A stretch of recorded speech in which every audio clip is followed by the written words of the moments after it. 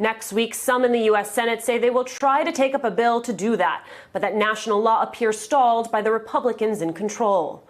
President Trump signed an executive order about the protests, but not to protect people dying at the hands of the state. Instead, he signed an order that denounced protesters who vandalized Civil War monuments, protecting statues while real people suffer and some die.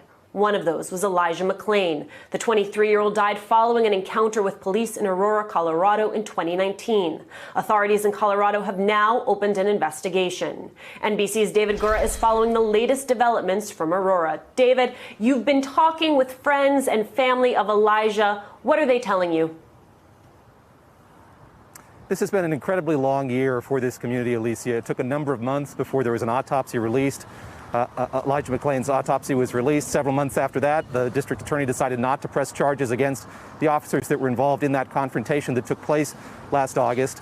It's been a local story, and in recent weeks, since the death of George Floyd, it's attracted national attention. There were a number of protests here yesterday at the Municipal Center in Aurora, including members of Elijah McClain's family. They came out here to protest as well.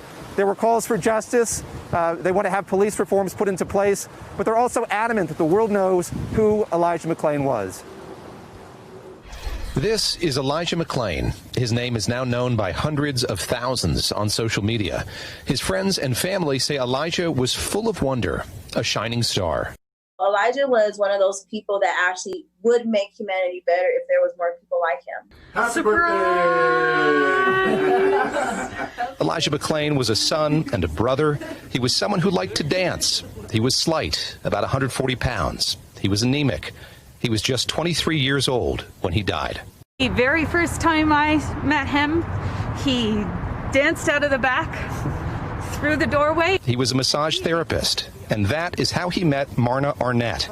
He was welcoming, and he was just loving and kindness and just encapsulated. The night of August 24th, 2019, Elijah McClain went to a convenience store to pick up iced tea for his brother.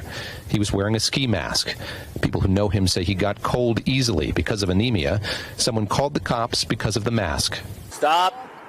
Stop. I have a right to stop you because you're being suspicious. They put him in a chokehold. Give us some more units. We're fighting them. One that has since been made illegal in Aurora. He pleaded with them to stop. I bet you're very different. He come out? He's out. Was he out? Yeah. I heard some snoring. He wasn't completely. He didn't lose consciousness. Yeah. I'm just different. He tried to get my gun. That's all. That's all I was doing. It was actually Rosenblatt. I'm so sorry. For your gun, dude. I have no gun. That's where I tried frauding. I don't do that stuff. I don't do any fighting. Other units that are not here. Why they can slow it down a little bit. Millions of people now know those words. In the last few weeks, Elijah's life and his death have attracted attention worldwide. It's a bittersweet moment because for the McClain family, their son was killed almost a year ago. And this has been an entire year of mourning. This week, 3 police officers have been reassigned. Colorado's governor has promised an independent investigation.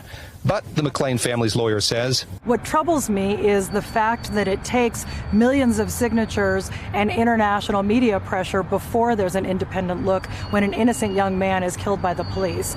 And, this should just happen as a matter of course. When law enforcement kills somebody, there should be an independent investigation every single time, not just when the entire world demands it. The official autopsy was inconclusive. A local prosecutor decided not to press charges. It has certainly fractured the relationship between our law enforcement, our African-American community.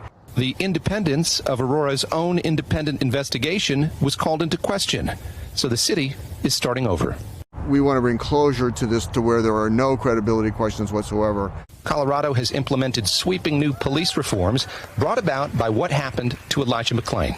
Colorado's bill is sweeping reform, but it would not have happened without the protesters, and it would not have happened without the victims and the families of the victims coming forward and testifying. That's what they did to Elijah McClain. There's a desire here for change and for closure. I'm outraged, but I'm just so grateful that somebody's finally listening, because he deserves a voice. He deserves justice. Now, Lisa, Governor Jared Polis saw that video like so many people did, and it's part of what made him call for this unprecedented state investigation, independent investigation that's being conducted by the Attorney General. I reached out today to the Attorney General's office to get a sense of the timetable for that, when it might start, how comprehensive it might be. And the office is keeping quiet. They don't want to say much. They want to keep this as independent investigation as possible. Now, I said protesters here yesterday were calling for justice. So many of them define that as charges being brought against these officers. So far, that hasn't happened. They have been removed from their duties. They've been put on different duties now. The department says because of their safety, because of safety concerns. Again, what this community would like to see, those who were out here protesting yesterday, Alicia, is for them to be brought to justice.